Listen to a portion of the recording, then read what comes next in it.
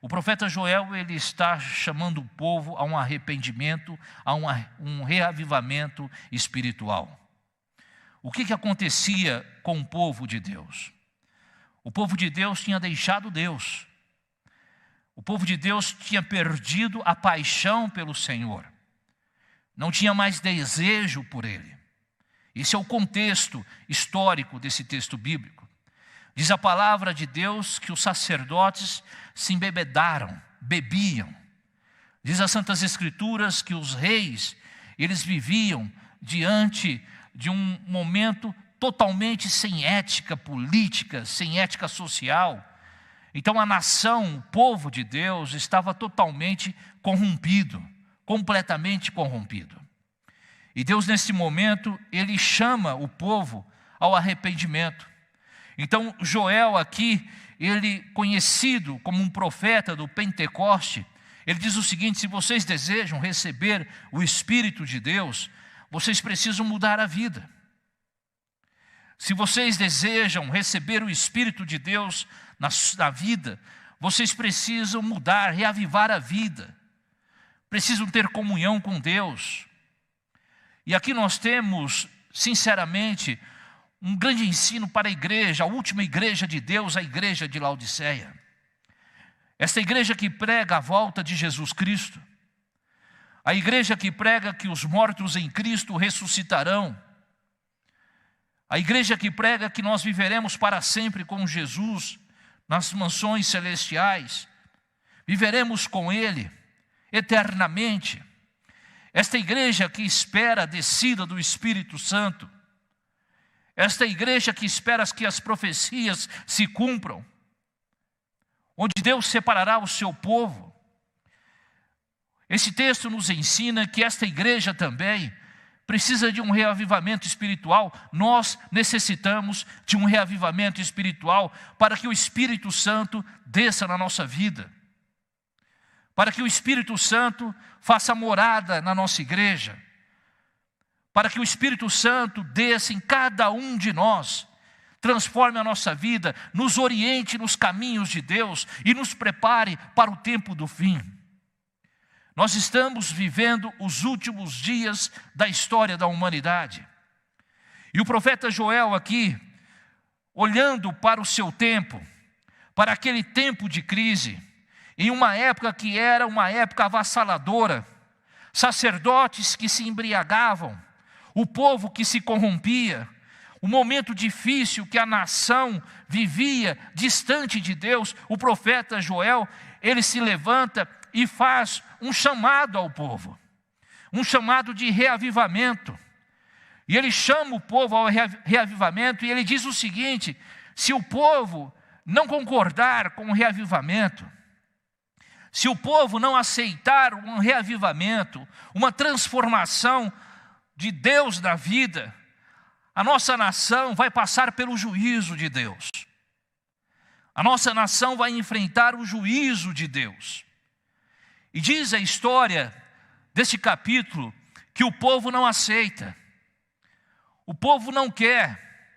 O povo não ouve a palavra de Deus, não ouve a palavra do profeta. O povo não ouve o sinal de advertência de Deus. E Deus então traz um juízo sobre o seu povo. E diz a palavra do Senhor que Deus manda os gafanhotos. Diz as Santas Escrituras que Deus manda 4 bandos de gafanhotos que vão devorando toda a lavoura do povo de Deus. E aquela nação vivia na lavoura.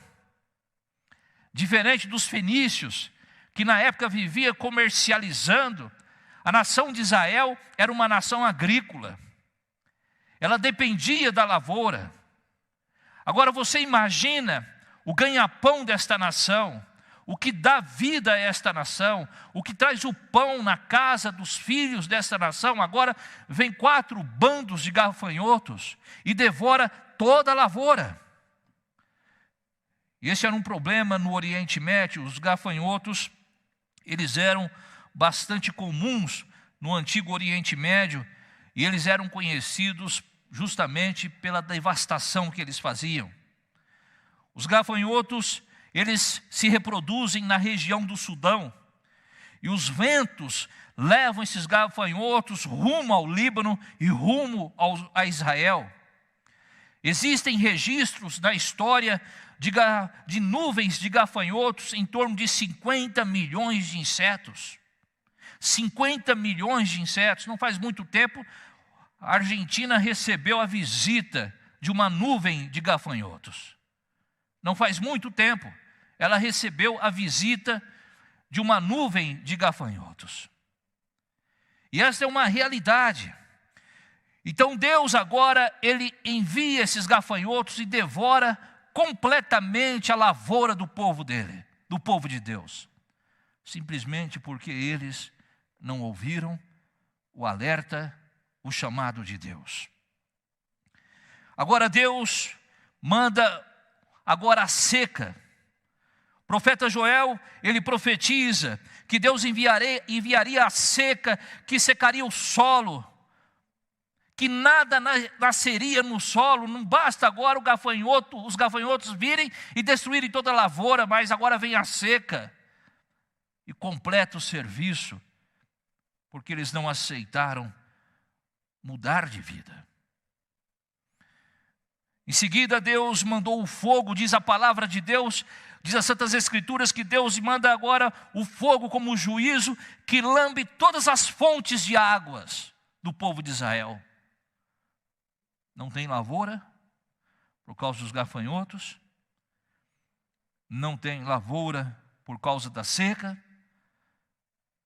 e o que restava água, Deus envia o fogo que lambe todas as fontes de águas. No deserto já não existe água. O que tem de água no deserto é ouro.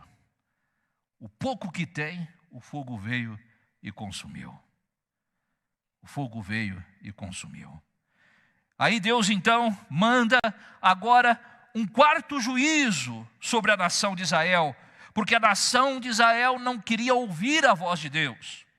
Tudo para despertar o povo de Deus. Deus agora levanta uma nação amarga. Deus levanta uma nação sanguinária, que marchou contra o povo de Israel para destruir o povo de Israel.